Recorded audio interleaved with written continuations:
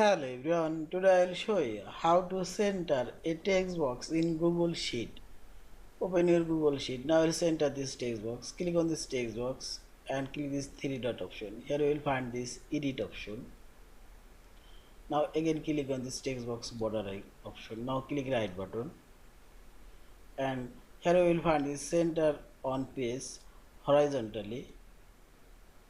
Again click center on page vertically and see this.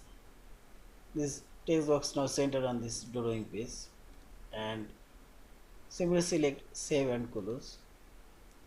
And if you want to align these two text boxes, simply drag it and here you will find this red icon showing here and see this.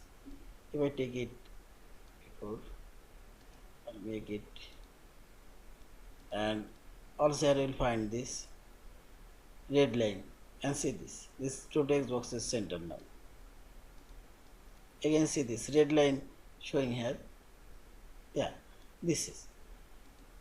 Thank you for watching. Please subscribe, like, share and comments.